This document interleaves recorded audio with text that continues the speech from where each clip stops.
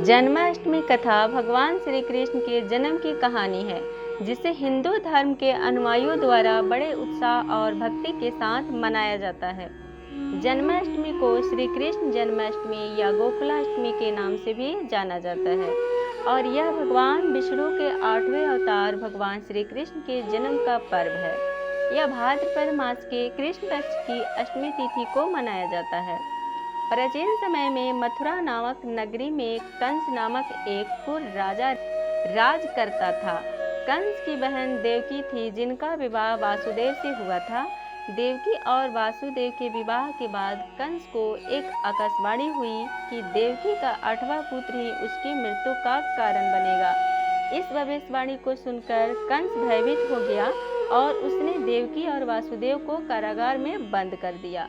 कंस ने देवकी के पहले 6 बच्चों को जन्म के तुरंत बाद ही मार डाला, परंतु 7वें गर्भ में बलराम का जन्म होना था और उस गर्भ को योग माया ने देवकी के गर्भ से निकालकर वासुदेव की दूसरी पत्नी रोहिणी के गर्भ में ट्रांसफर कर दिया, जिससे बलराम का जन्म रोहिणी के गर्भ से हुआ। इस प्रकार बलराम कंस के अत्याचार से बच गए।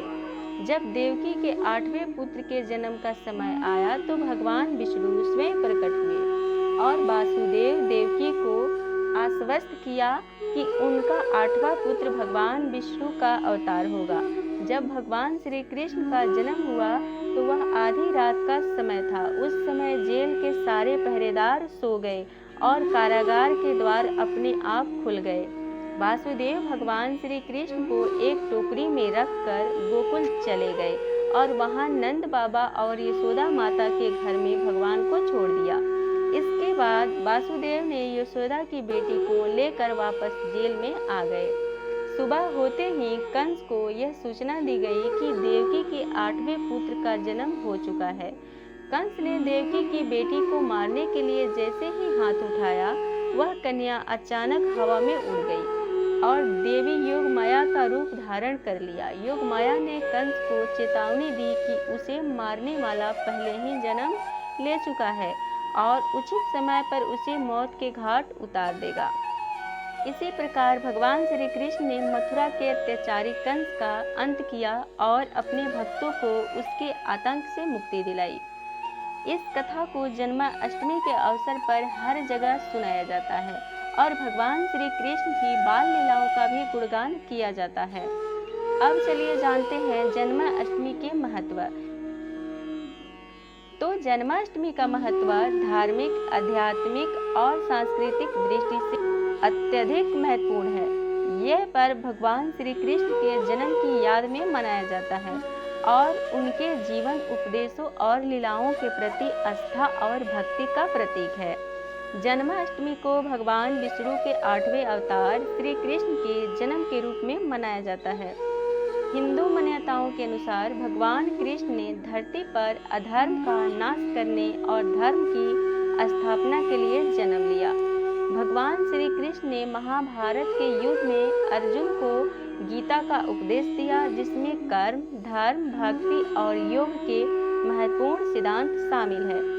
जन्माष्टमी का पर्व हमें इन सिद्धांतों को जीवन में अपनाने की प्रेरणा देता है।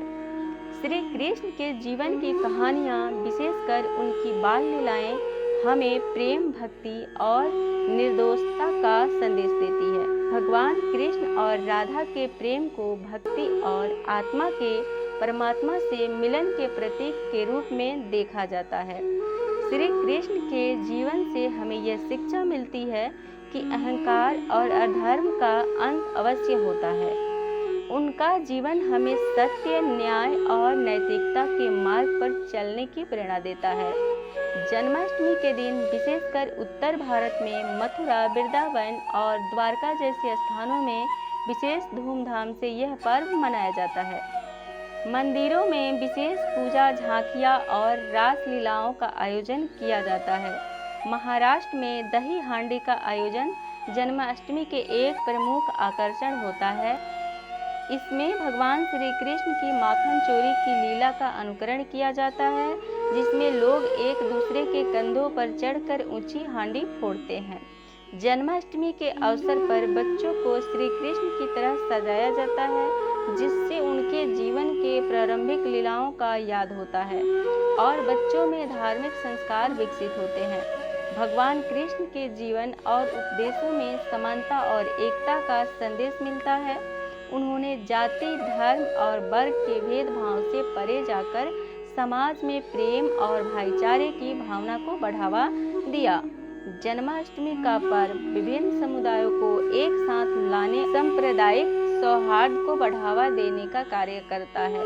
इस दिन लोग मिलजुल कर उत्सव मनाते हैं और एक दूसरे के साथ खुशियां बांटते हैं। जन्माष्टमी के दिन भक्त व्रत रखते हैं और उपवास करते हैं, जो आत्म शुद्धि और भगवान के प्रति समर्पण का प्रतीक है। यह आत्म संयम और भक्ति की गहनता को व्यक्त करता है। इस प्रकार जन्माष्टमी का पर्व हमें भगवान श्री कृष्ण के जीवन और उपदेशों का याद कराता है और हमें धर्म, भक्ति, प्रेम और सत्य के मार्ग पर चलने की प्रेरणा देता है। तो फ्रेंड्स, उम्मीद करती हूँ ये जानकारी आपको पसंद आई होगी, वीडियो अच्छा लगा होगा।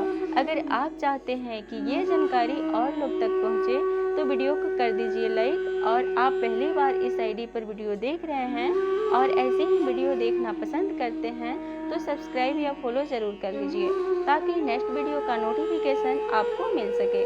वीडियो देखने के लिए आपको बहुत बहुत धन्यवाद।